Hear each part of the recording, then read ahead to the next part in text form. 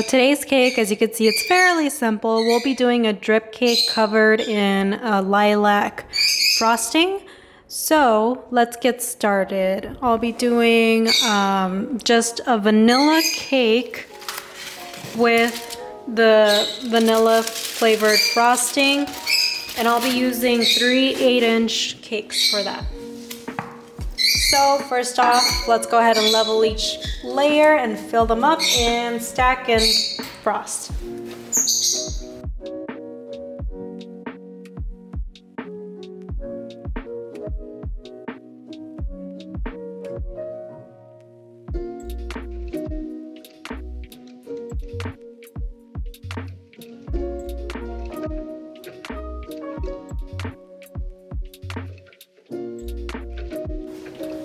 Once my cake is nice and frosted, I'm going to place it in the fridge. Meanwhile, I get the drip frosting ready.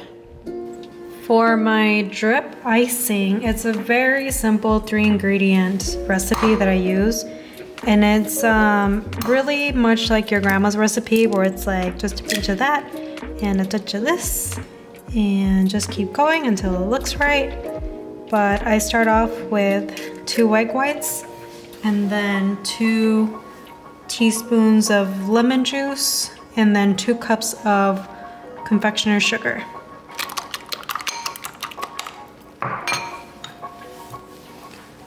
Gave that a little mix, and let's start off with a teaspoon of lemon.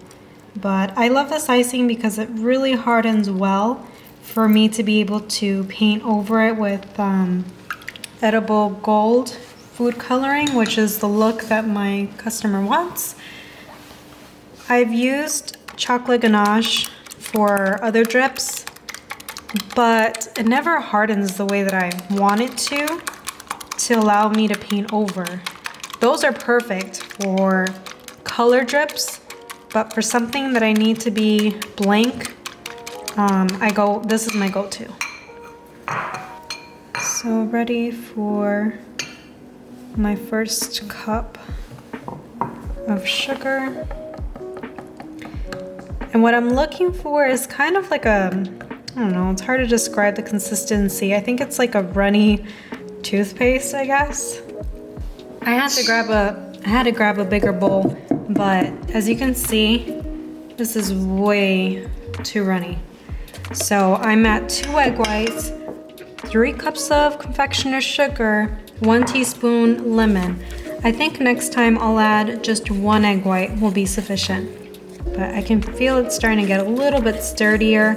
I just don't want it to be too runny, because once you start to add the drip on the side of the cake, that's just gonna run all the way down, and that's not what we want. Come to think of it, I think this is the same frosting that you use when you make sugar cookies. It looks a lot better. I still might add maybe another ½ cup of sugar, since it's a little too runny still. I want it to be a little bit more stable.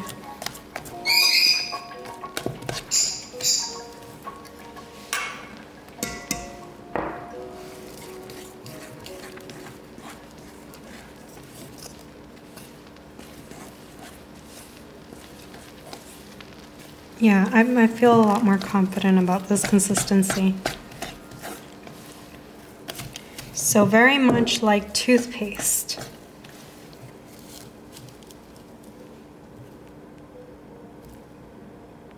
All right, so let's slap this onto our cake. All right, so we have our chilled cake, and I'm going to start with the edges first and the drip, and then I'll cover the top part last. I'll be using a Wilton 7-tip. You could use a squeezy bottle as well, but it's really what you have handy, and I don't have a squeezy bottle at the moment.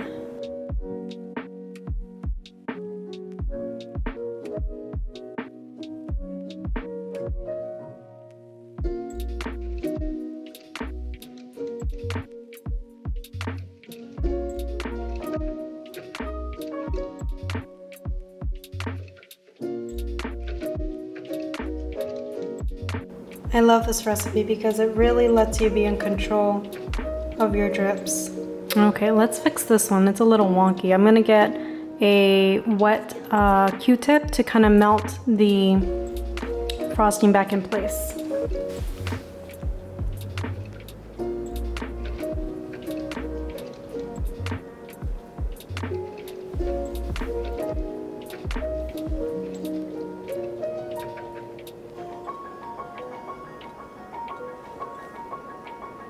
It's so pretty and white as it is.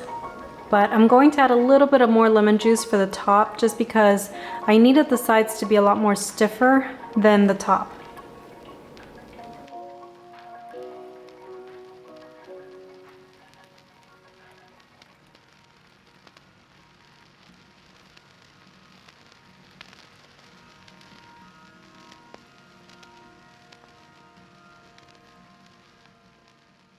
Now that our frosting is in place, we're good to go with putting it in the fridge, and I'm going to let it chill overnight so it really is nice and stiff tomorrow morning when I'm ready to paint on the gold. All right, so now we have our icing nice and solid. If you can hear that, I can do a little tappy tap, and it doesn't stick at all, completely dry. So now we're ready to paint over, and I'll be using, this is my favorite gold edible paint, and it's super thick and not transparent at all, and it has a nice perfect sheen that you just can't get from the cheap gold spray that you would find at Walmart or anywhere else. But this is true matte plastics, and it comes in a powder form, and you just need to add vodka. Oh, look how pretty. But I have their gold, I have their rose gold, and I have their silver powders that I love to use for my cakes. So just a little bit of this. Ooh. And like I said, add your vodka in there. Now I actually don't have an airbrush machine, and I don't know if it would work for this type of painting project, but I will be using a paintbrush and just hand painting it.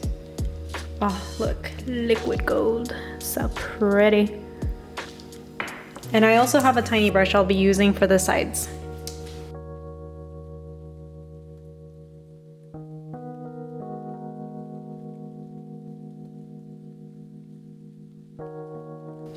If you feel like maybe it's too transparent, then you can always add more powder. So you just have to find that perfect balance between the vodka and the gold powder.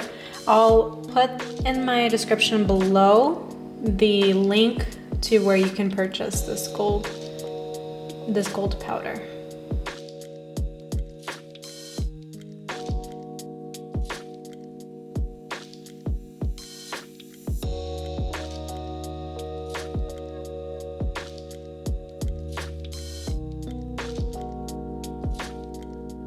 Also, if you need another coat, by all means you can do that.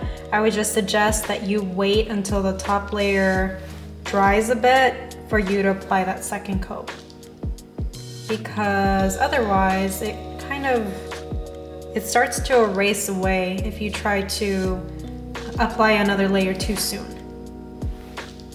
Since I still have my paint, the next thing I'm going to do is handwrite here on the side 29, and I'm using a paintbrush that has a way finer tip.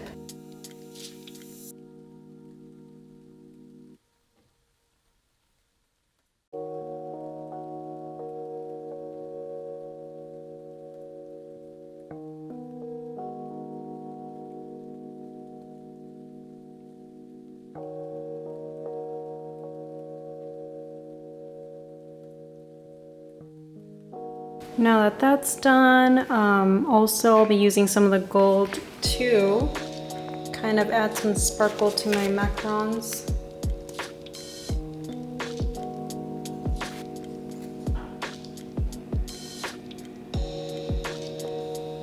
So just a little bit.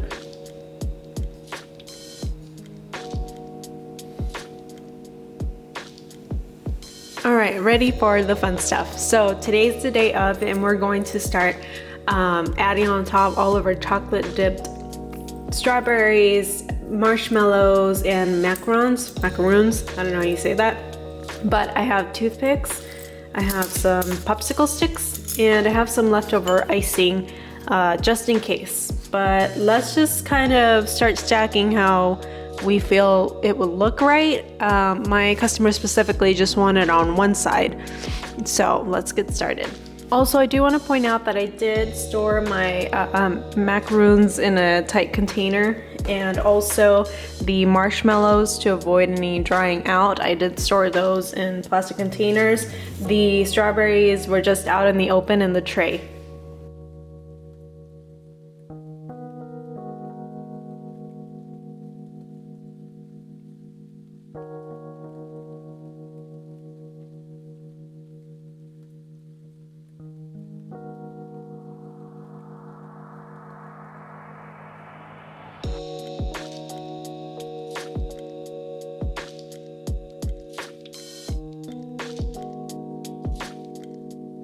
So this is my end result. I'm pretty happy with how the stacked portions look, but isn't that gorgeous and also scrumptious? So that concludes our cake, and all the leftovers I will be boxing away for my customer because I did have quite a few macarons left. So thank you again for joining me today, and I appreciate you guys. Like and subscribe. It really helps me out to let me know if I should keep uploading these videos. So I'll see you guys till next time. Bye!